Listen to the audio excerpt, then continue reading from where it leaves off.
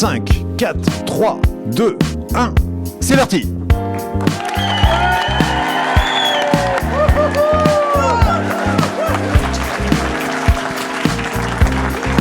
Bonsoir, est-ce que vous êtes en forme ? Même pas peur TV, c'est désormais une web TV à l'échelle de l'Île-de-France. Oui, et aujourd'hui dans les Hauts-de-Seine à Saint-Cloud. Alors même pas peur TV, c'est du reportage, c'est du décalé, c'est du grinçant par moment, car le handicap ne rime pas forcément avec tristesse et morosité. Mais surtout avec RQTH et chômage. Oui bon Luisa, on vous a dit grinçant mais pas réaliste s'il vous plaît. Qu'est-ce que c'est même pas peur TV ? C'est un plateau avec des invités de prestige. Et surtout avec des invités qui sont venus sans être payés. Et ça nous arrange beaucoup, même pas peur TV. Et il y a un dernier plateau, cinéma média et handicap. Et avec un handicap primordial.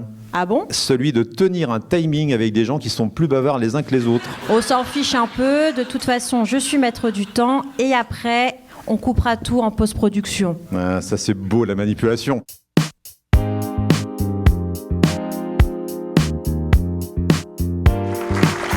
Et donc pour notre dernier plateau cinéma, média et handicap, nous sommes heureux d'accueillir... Gabriel, vous n'avez pas demandé à nos personnalités politiques si elles allaient se présenter au présidentiel. Parce que vu que là tout le monde se présente et qu'il va y avoir plus de candidats que d'électeurs, peut-être qu'on avait 3 en plus. Non.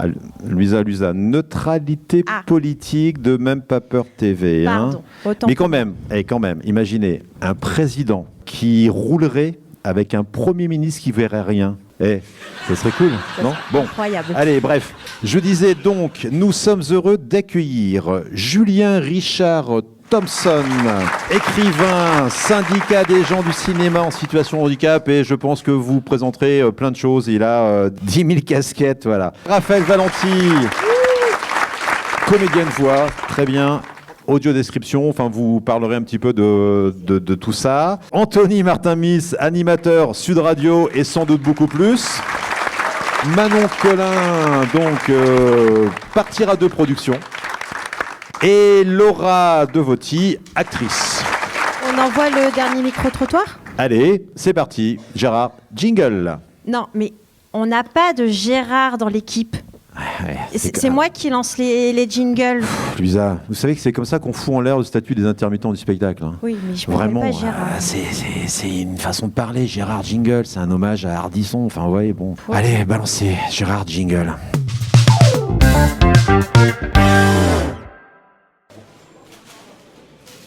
Êtes-vous capable de citer le nom d'un comédien ou d'une comédienne française en situation de handicap ? Eh ben, ma foi, non. Non. Pas du tout. Bien, il y a toute la troupe qui a joué dans quelque chose en plus. Non. Non. Vous êtes aveugle. Comment faites-vous pour comprendre et imaginer un film au cinéma ? C'est compliqué quand on ne se trouve pas dans cette situation. C'est pour ça qu'on veut. Avec l'audio description. Avec l'audio descriptif visuel très poussé. Ça existe, ça sur Netflix, ça existe déjà. Voilà. Par l'environnement sonore, j'imagine. Vous êtes réalisateur ou réalisatrice. Vous tournez un film avec un personnage autiste. Vous engagez un acteur ou une actrice professionnelle non autiste ou autiste ? Un comédien autiste, pourquoi pas ? Parce qu'il faut leur donner aussi leur chance. Un comédien autiste, ça me semble. Il aura besoin de se focuser que sur son rôle en tant que tel. Un comédien autiste. C'est une manière de le faire participer, c'est aussi un hommage pour eux. Enfin, faut engager un comédien autiste. Et pourquoi ? Parce qu'il faut les visibiliser et qu'il y a besoin d'avoir ce type de personnes dans ce type de métier aussi. Non, un comédien autiste. Et pourquoi ? Parce que il saura de quoi il retourne vraiment. Non, quelqu'un qui attend de troubles autistiques pour leur donner de la place et de la visibilité. Comme les autres plateaux, une réaction en 1000 phrases sur ce que vous venez d'entendre sur ce micro-trottoir. Je ne sais pas faire des petites phrases. Mais alors, sur ce qu'on a entendu, non, mais par exemple, je note que les gens connaissent l'audiodescription, ce qui est quand même pas mal. Ça progresse. Et puis après, est-ce que les gens connaissent des acteurs ou des actrices en situation de handicap? Un petit peu moins. Les gens citent quand même la comédie d'Artus, mais c'est vrai que on a justement un déficit un petit peu de vedettes, de gens connus qui seraient handicapés. Il y en a, mais il n'y en a pas beaucoup. Donc finalement, c'est pas étonnant qu'on n'arrive pas à en citer quand on est peut-être pas très cinéphile ou voilà. C'est pas parce que vous mettez des points-virgules dans votre phrase qu'on n'a pas l'impression que c'est un paragraphe. Hein. Il y a beaucoup de travail là. Ouais, c'est chaud là. À quel niveau? Sur les représentations. Ouais. Et puis que la seule comédie citée, c'est un petit truc en plus, ça dit quelque chose et c'est un peu problématique, à mon sens. Moi, ma petite phrase, c'est l'inverse. J'ai trouvé super que la plupart des personnes interviewées aient répondu une personne autiste dans le rôle d'un personnage autiste. Donc, c'est la première réaction que j'ai eue. Ça m'a fait plaisir. Et j'étais contente aussi, évidemment, puisque ma spécialité, c'est l'audiodescription, de voir qu'il y a des gens qui commencent à connaître cette technique. Donc, bravo à eux. Je vous dirais qu'à l'image de la vie politique, qui n'est pas acteur en situation de handicap? C'est plutôt ceux-là qu'il faudrait chercher. Alors, Julien Richard Thompson, on vous a rencontré il y a quelques semaines avec le comédien Charles Peccia-Galetto lors d'une rencontre très agréable. Gérard Jingle. C'est bien, Luisa, c'est bien. Vous les aurez, vos cachets. Hein.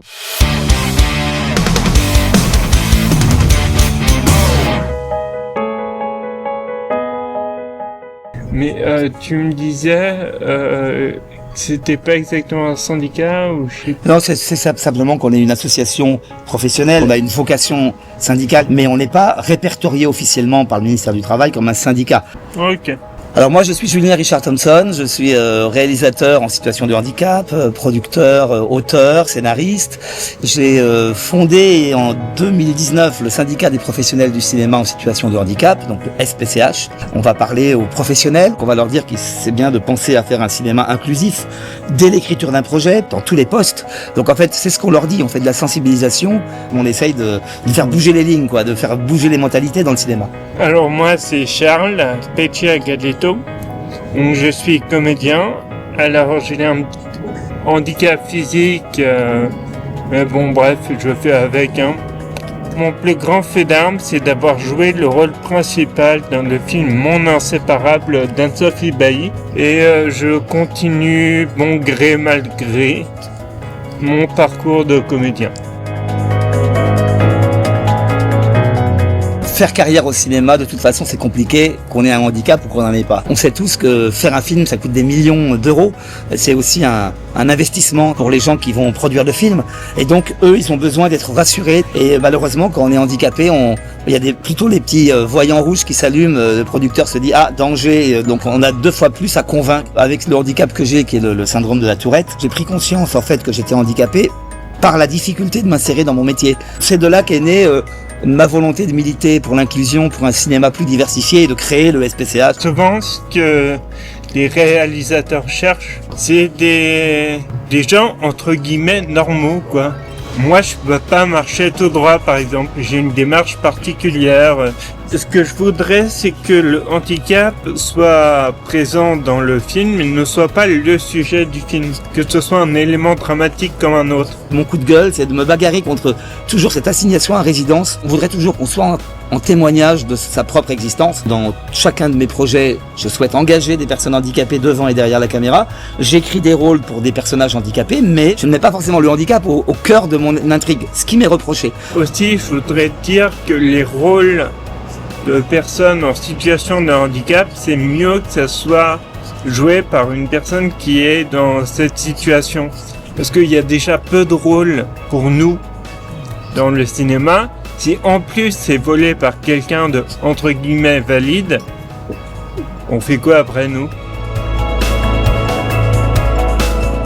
S'il y a besoin d'aménagement sur plateau, c'est financé par la GFIP et donc il y a des moyens pour compenser le handicap. Et comme disait Artus, souvent les personnes handi sont beaucoup moins chiantes parce que on se dit on a beaucoup plus à prouver et on fait beaucoup moins chier le monde, quoi. Un tournage, c'est quelque chose qui se passe sur quelques semaines, dans différents lieux, etc. C'est plus compliqué aussi d'aménager un poste sur un tournage que d'aménager un poste dans un bureau. La GFIP a sorti un chiffre qui est d'à peu près 25 000 personnes handicapées qui travaillent dans les métiers de la culture. Donc dans le cinéma, il y a sans doute quelques milliers de personnes, mais c'est encore très insuffisant. Et donc il y a des personnes qui disent qu'effectivement le verre est à moitié vide. Mais comme je suis optimiste, je vois le verre à moitié plein. Et je pense qu'on est sur la bonne route pour avoir un cinéma plus divers, plus diversifié, plus inclusif. Dernièrement, j'ai joué dans un film d'Alison Wheeler qui s'appelle « Ce que l'amour me doit ». Cet été, je tourne dans un court-métrage produit par Partir 2 Productions. Mon actualité à moi, ça a été, et celle du SPCH, là, toute récente, ça a été d'organiser les écrans inclusifs au Festival de Cannes sur l'inclusion dans les métiers du cinéma. Et puis récemment, le bouquin qui est là, qui fait le tour un peu de la question sur où est-ce qu'on en est de l'inclusion, aussi bien une personne handicapée. Il y a besoin de se dire c'est possible parce qu'il y a un tel qui y arrive. Et puis les professionnels, eux aussi, ils ont besoin de voir que d'autres ont déjà testé l'inclusion sur leur plateau et ça s'est très bien passé. Il faut avoir le feu sacré. Et ça, c'est pour tout artiste. Si on n'est pas convaincu qu'on est là où il faut persévérer. Est-ce que ce feu sacré, vous l'avez encore? Est-ce qu'à un moment donné, vous êtes déçu, vous êtes dans des impasses, vous dites on ne va pas y arriver Je crois que tous les gens qui sont encore dans ce métier et tout, ils ont forcément le feu sacré, sinon ils seraient chez eux, là, ils seraient pas sur le plateau. Là. Moi j'ai encore le feu sacré, même si ma carrière a été très compliquée. J'ai bien avancé et c'est vrai que j'ai pas du tout pu atteindre les objectifs que j'avais. J'ai jamais pu sortir un film en salle, j'ai jamais pu trouver un producteur qui me fasse vraiment confiance sur un vrai budget. J'ai fait des petites choses, des documentaires, des mini-productions, des micro-budgets, etc. Mais c'est vrai que c'est un parcours plus compliqué quand on a un handicap. En plus mon handicap est bizarre. C'est pas scientifique ce mot, mais la réalité c'est qu'un syndrome de la Tourette, ça fait un peu peur, c'est un peu moins identifiable. C'est pour ça que j'annonce mon handicap quand j'ai un rendez-vous. Mais c'est vrai que voilà, ça a été une barrière quand même. Donc on a beau avoir le feu sacré, on a quand même quelques désillusions. Après, c'est pas que pour les personnes handicapées. Je pense que c'est un métier très difficile. Mais c'est vrai, voilà, comme disait Charles, il faut persévérer. Alors, on pourrait penser quand même que le cinéma, qui est un milieu de création, qui est un milieu d'ouverture, n'aurait pas de difficulté avec le handicap. Pourquoi aujourd'hui on est dans cette situation-là? Je sais pas. Enfin, moi, quand j'ai eu mon gros problème qui a comporté que j'aille un handicap, mon agent m'a dit ne le dis pas parce que sinon on ne travaille plus. Et de là, j'ai essayé de trouver d'autres choses à faire dans mon travail. Donc je me suis dirigée vers la voix off et le doublage, etc. Mais bon, c'est vrai ce qu'il dit parce qu'en effet, c'est un problème d'assurance. Alors, les producteurs, ils ont besoin d'assurer le film et quand on a un problème de santé majeur, quel qu'il soit, les assurances ne prennent pas en charge ou ils augmentent énormément les primes. Il y a tellement encore beaucoup de barrières à abattre. Moi, je trouve qu'en plus, en France, on est un peu en arrière par rapport à d'autres pays sur ça. Parce que le journal télévisé dans plein d'autres pays au monde, il est fait avec des sous-titrages pour malentendants, etc.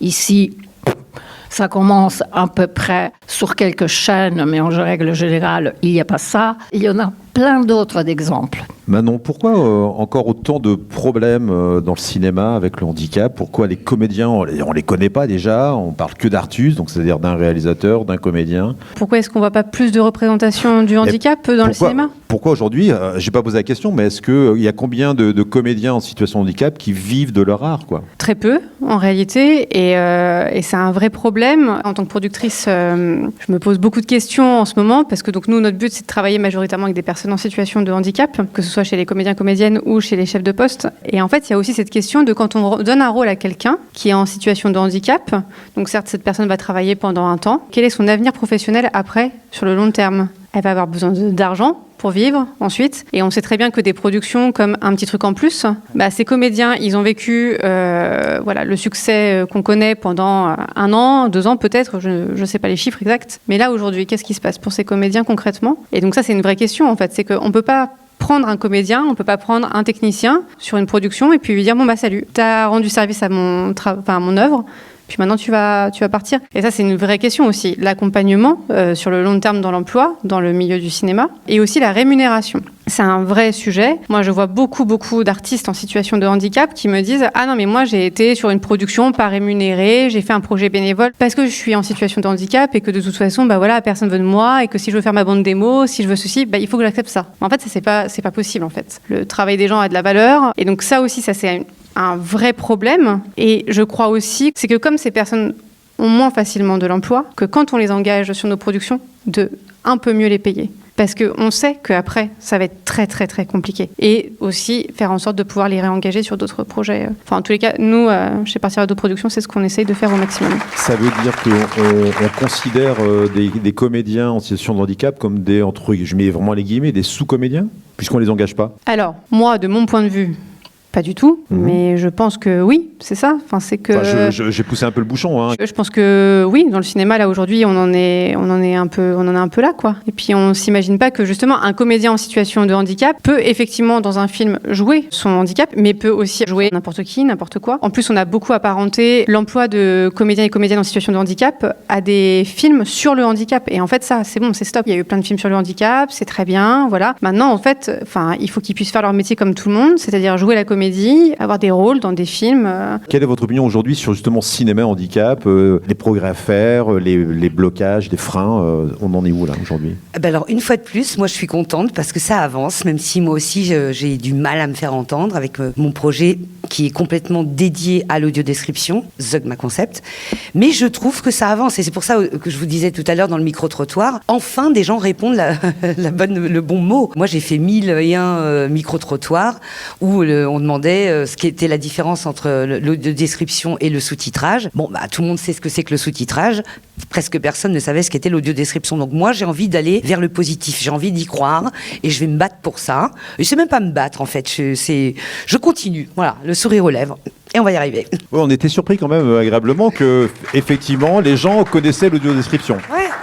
C'est génial. En plus, si vous saviez à quel point c'est passionnant. À côté de ça, on voit pas beaucoup de films en audiodescription. Si, de plus en plus. De plus en plus. Alors moi, le seul bémol que je mettrais dans les audiodescriptions de plus en plus nombreuses, sur les plateformes notamment, c'est la voix de synthèse. Je peux pas.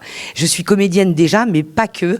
Je travaille pour des personnes qui ne voient pas. Et je trouve ça tellement insolent de donner des voix de synthèse à des personnes qui voient pas. Non, je suis pas d'accord. Ça, c'est vraiment le truc qui me gêne. Mais vous savez, mon fils, jeune réalisateur, on lui a fait son audiodescription, donc à deux, voyant et non-voyant, pour un petit court-métrage. Et c'est même pas un réalisateur connu. Mais vous voyez, rien que ça, c'est vraiment le pas en avant dans tous les domaines de l'audiovisuel et du cinéma. Anthony Martin-Miss, à vous. Vous n'êtes pas un homme de cinéma, vous êtes plutôt un homme de médias avec un parcours incroyable, une forte personnalité. Anthony, combien vous avez de coups de gueule par heure? Non, c'est pas une question de coup de gueule. C'est juste que j'ai la possibilité d'avoir un micro, et quand j'ai un micro et que j'ai des choses pas trop connes à dire, j'essaye de les dire. Mais c'est pas toujours le cas. Voilà. Et il peut m'arriver aussi de dire des choses complètement stupides. Dans les médias aujourd'hui, y a-t-il beaucoup d'animateurs, de techniciens, parce qu'effectivement, il ne faut pas oublier tous les gens qu'on ne voit pas, des personnes qui sont en situation de handicap qui travaillent dans les médias? Non, et je vous dirais en fait que c'est la réponse que j'aurais pu vous faire pour le cinéma. C'est exactement la même question. Moi aujourd'hui, je fais de la radio et de la télévision. J'ai la chance aujourd'hui d'être animateur, donc où on me confie une tranche horaire. Je ne suis pas chroniqueur. Alors il m'arrive de le faire sur des débats politiques particulièrement, mais cette chance que j'ai, on est très peu à l'avoir, extrêmement très peu. Et la question de la représentation dans les médias, elle est analogue, je le disais, à la représentation des acteurs en situation de handicap dans le cinéma ou à la télévision dans les téléfilms, sachant que l'ARCOM nous dit que 0,8% des programmes diffusés traitent de la question spécifiquement du handicap. Alors que notre population en situation de handicap est estimée entre 17,9 et 18,2 millions de personnes en situation de handicap. C'est-à-dire que c'est plus de 20% de la population, presque un tiers de notre population. Est-ce qu'on doit continuer à accepter cela? Je ne crois pas. En tout cas, moi j'ai envie de continuer à taper dans les murs et à ouvrir des portes bien enfoncées, parce que j'ai cette possibilité et j'espère bien ouvrir la voie à d'autres qui auraient envie de prendre le micro sur des médias nationaux. Et donc à Sud Radio, vous avez quelle émission, quel horaire? Parce qu'effectivement, si on a envie d'écouter... J'ai une émission qui s'appelle Faut que ça change, qui est le samedi soir à 20h30, juste avant le rugby. Alors on pourrait penser que c'est un horaire un peu mal positionné, au contraire, puisqu'en fait les gens se connectent pour le rugby. C'est là où on fait les plus grosses audiences. Donc de façon très opportune, je m'y suis inséré avec l'appui de notre directeur général qui a eu le nez fin. Je tiens aussi à préciser le positionnement de Sud Radio, parce que j'entends tout et n'importe quoi, et surtout n'importe quoi sur Sud Radio. Ce n'est pas une radio de facho ni d'extrême droite, sinon je n'y serais pas. C'est juste des étiquettes qui nous sont collées par des médias concurrents qui n'acceptent pas qu'on puisse dire les choses telles qu'elles sont. Comme sur la question du handicap, trouvons-nous normal que Sud Radio aujourd'hui soit une radio privée, nationale, généraliste, et qui soit la seule du paysage audiovisuel français à donner la parole à la question du handicap? Moi, personnellement, je ne le trouve pas, je ne le crois pas. On a un service public qui est particulièrement doté en matière de médias radiophoniques. Pourquoi une émission comme la mienne n'existe pas sur le service public? J'en appelle de mes vœux, je veux de la concurrence, parce que c'est aussi ça qui nous fera progresser. Et puis, c'est pareil à la télévision. Comment se fait-il que ce soit la chaîne de Michel Simès avec France Télévisions, mieux, la chaîne sur laquelle j'officie, qui aujourd'hui a encore une fois le seul programme qui parle de handicap de façon aussi décomplexée et didactique.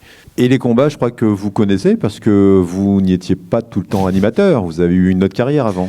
Effectivement, la question du journalisme, de l'animation, c'est quelque chose qui m'est venu il y a 4 ans exactement, quand je suis parti tendre un micro aux candidats et aux candidates aux élections présidentielles avec, à l'époque, mes amis Didier Roche et Thibaut de Martin-Prey, qui sont 2 entrepreneurs non-voyants remarquables. Et il fallait qu'on pose cette question avec une marque qui s'appelait En Débat, le handicap en débat. La question de quelle est la place que vous voulez donner au handicap dans votre programme. Et depuis 2 ans, je suis vraiment parti dans ce métier. Et surtout, là où vous voulez en venir, mes combats, je suis judoka paralympique. J'ai été en équipe de France pendant pas mal de temps. D'ailleurs, je vous invite, parce qu'à partir de la rentrée, on va lancer une déclinaison de Faut que ça change en politique, et Faut que ça change dans le sport. Alors, ce seront 2 nouvelles émissions en politique, avec une émission en public, peut-être qu'on fera d'ailleurs un travail avec Même pas peur TV, où on invitera chaque mois une personnalité du champ politique à venir s'exprimer, à répondre aux questions des citoyens et des citoyennes et des représentants associatifs. Ce sera radio et télédiffusé. Et puis dans le sport, ma vocation est de faire en sorte qu'avec 2 grands noms, Nelson Montfort et Philippe Candeloro, du commentaire télé, eh bien, parler du sport, du parasport et du sport adapté au même niveau. On ne peut pas continuer à créer une catégorie du parasport et du sport adapté en les considérant pas comme étant des sportifs à part entière. Ils transpirent de la même façon. Moi, je vais vous dire, quand vous me faites chier, je dis pas que vous me faites parachier. Oh.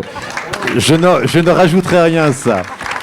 Alors justement, on parlait de pouvoir vivre de son art ou de sa technique artistique quand on a une situation de handicap. Il faut savoir que chaque année, Audience organise à Bastille, à l'Opéra Bastille, il y a donc un forum emploi avec beaucoup d'employeurs et des grandes institutions culturelles.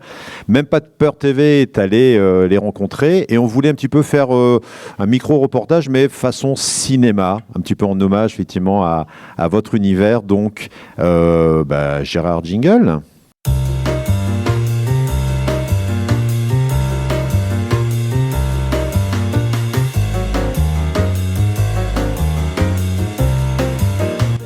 Ça va? Ouais, on va dire ça. Ouah, scène, là t'es au top du moral. Ouais, ça va, Lina, n'en rajoute pas. Non mais attends là, qu'est-ce que t'as encore? Bah, y a que j'ai 42 ans, je suis écrivain et sans boulot.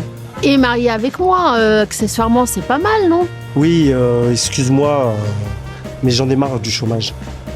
Pas très original pour un artiste, non? Bah, je t'y verrai, toi, t'es tranquille, t'es prof. Eh oh, c'est pas moi qui choisis d'être écrivain. Et t'es pas tout seul dans ce cas. Ah bah ça, génial, bah ça me rassure. T'es chiant. Ouais, c'est ça, et mon handicap, c'est chiant aussi. Ouais, et puis artiste en situation de handicap, il y a tout ce qu'il faut pour y arriver. Bah arrête alors. Fais un autre boulot. Arrête de te plaindre tout le temps. Mais au fait, pourquoi tu m'as donné rendez-vous ici? Bah là, tu vois, il y a un forum pour les gens qui sont en situation de handicap et qui veulent travailler dans la culture. J'ai vu ça sur Internet, c'est Audience qui organise ça. Audience? Connais pas. Tu sais, il s'occupe de la protection sociale des gens qui sont dans le spectacle. Ouais, ok, et Et tu sais, il y a plein d'entreprises qui viennent avec des offres d'emploi et qui donnent des bons conseils. encore des conneries, ça sert à rien tout ça. Et puis les boîtes aussi viennent ici pour se donner bonne conscience. T'es chiant, tu m'énerves.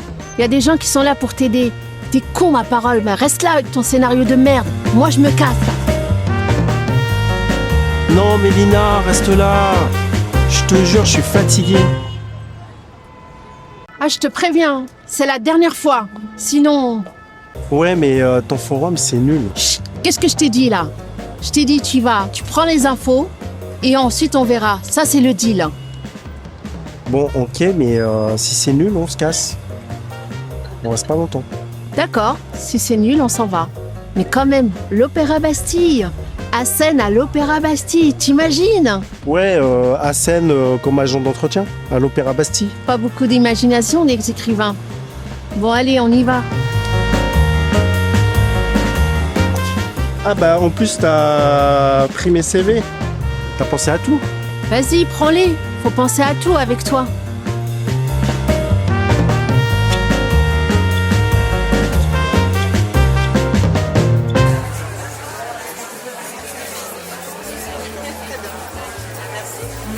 J'ai des études littéraires et à part écrire, voilà, c'est un peu ce que je sais faire. Nous, on va plutôt vous poser des questions justement. Qu'est-ce qui vous amène aujourd'hui? Qu'est-ce que vous recherchez vous? Parce que du coup, vous êtes écrivain, mais est-ce qu'il y a d'autres secteurs que vous aimeriez découvrir? Nous, on éclaire l'actu par les archives. Est-ce que c'est quelque chose que vous pourriez effectuer, par exemple le travail de journaliste? Je trouverais pas vraiment dans mon domaine et puis en fait, je vois que vous proposez quelque chose d'intéressant, donc j'aimerais bien. Donc, je vous ai laissé mon CV. Ouais.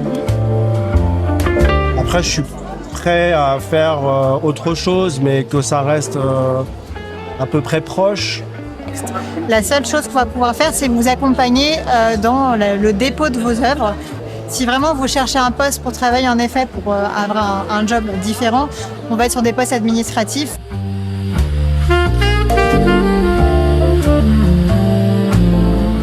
Je suis écrivain.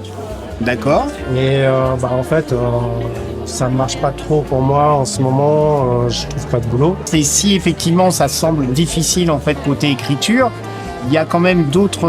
Vous avez quand même des compétences en fait où vous allez pouvoir exploiter cette compétence d'écriture qui sont exploitables sur des postes qui sont peut-être pas obligatoirement l'écriture d'un livre, quelque chose comme ça. Voilà, mais ça va vous permettre effectivement de pouvoir postuler en fait à l'intérieur de France Télévisions. Si on développe le projet ensemble, on voit comment on adapte le travail en fonction du handicap que vous avez, quoi. Comment ça se passe chez UGC? Qu'est-ce que vous pouvez me proposer? Vous pouvez nous envoyer le CV de votre scénario développé directement par mail. Nous, on le transférera à notre service développement. Et vous pouvez également candidater sur des rôles de première as réal, de script, sur nos productions. Alors, t'es resté 2 heures, c'était vraiment chiant. Oui, alors, hein, t'es contente, t'as gagné ton pari? C'est pas une histoire de Paris, c'était intéressant ou non? Ouais, c'était bien, j'ai eu 2-3 rendez-vous, France Télé, et puis j'ai même un rendez-vous la semaine prochaine. Génial! Bon, c'est pas directement ce que je recherchais, mais au moins j'ai des pistes. Bah voilà, t'as au moins ouvert des pistes, c'est ça qu'il fallait. Lina, Oui? merci. Pas de quoi? Scène finale, extérieur, jour. À Seine. Lina? Oui, à Seine. Merci. Lina, de rien. Je l'ai peut-être fait un peu trop dépressif, mon personnage. Bon, pourquoi pas. J'envoie ça en audience, on verra bien.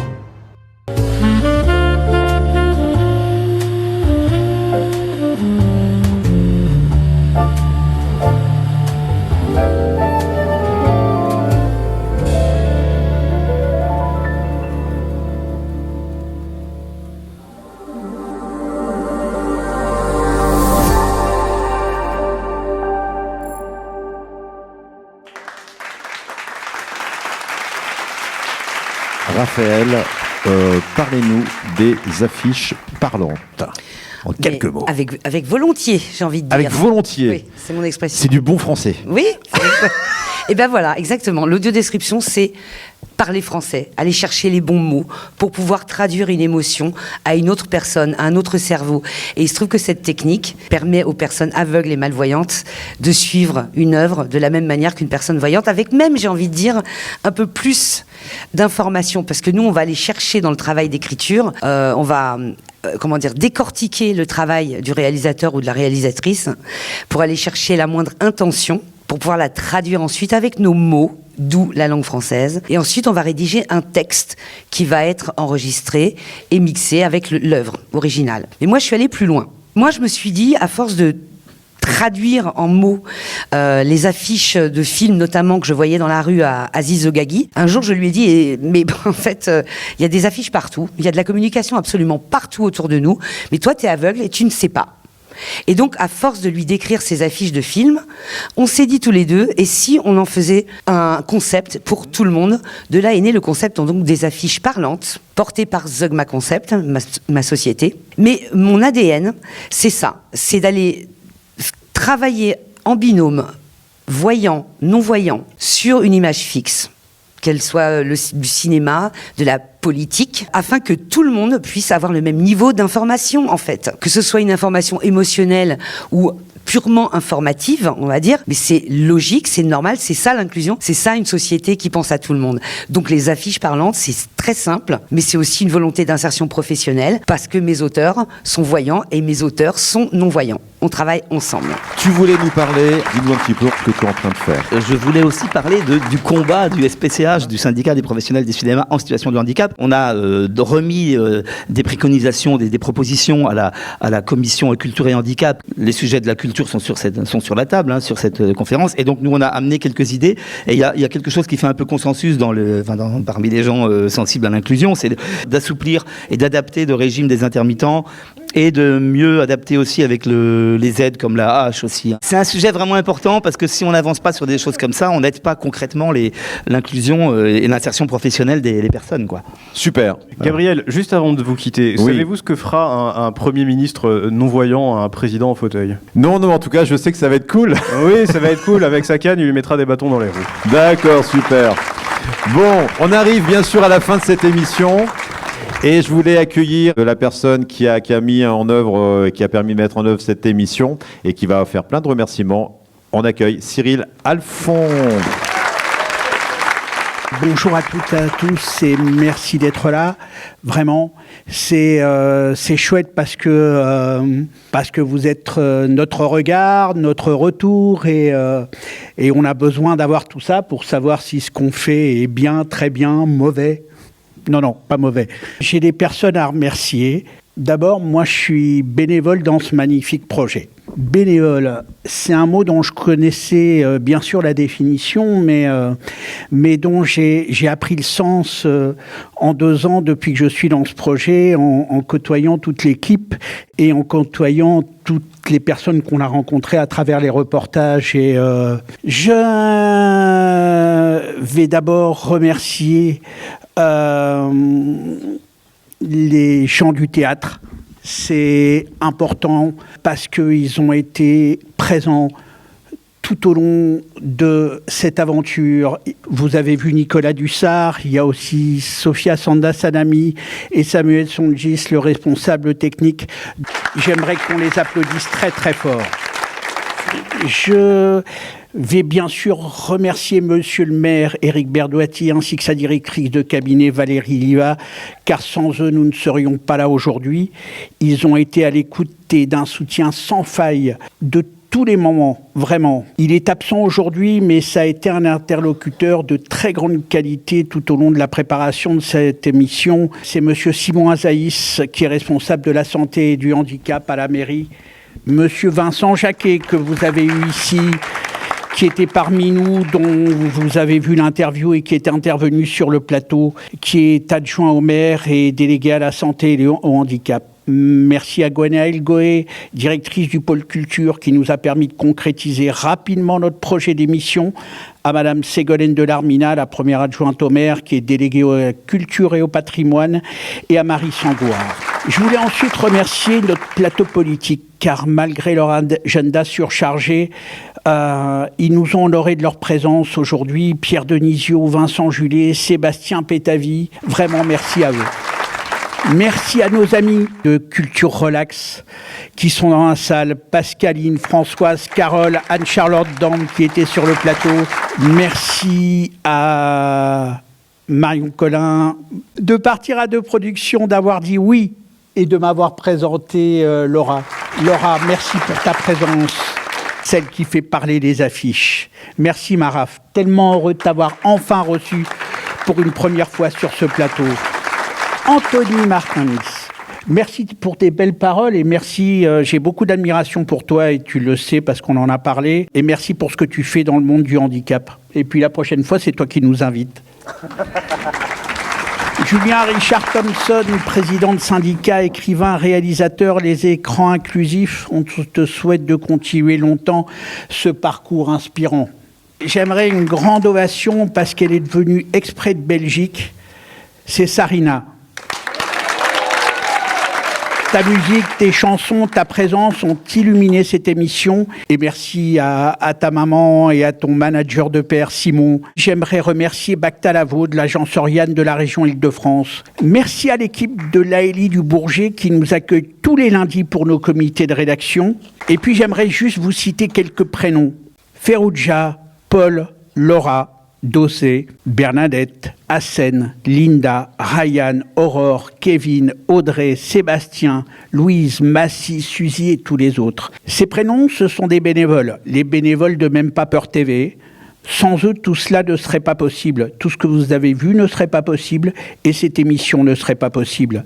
Ils sont aujourd'hui à l'accueil, derrière la caméra, à la technique et moi, je les remercie parce que vous êtes une fabuleuse équipe. J'aimerais me remercier l'équipe de La Fabrique, car sans eux, ce projet n'aurait jamais existé. J'aimerais finir par une phrase que j'ai découverte il n'y a pas longtemps. On est une association de personnes handicapées. Il serait grand temps de savoir ce que l'on peut faire des valides. Voilà, en tout cas, merci beaucoup d'être venu. Vous retrouverez tous les liens, mêmepapeurtv.com. À très vite. Prochaine émission, logiquement, vers le mois d'octobre. En tout cas, en attendant, portez-vous bien et surtout face au handicap, même pas peur. Jingle.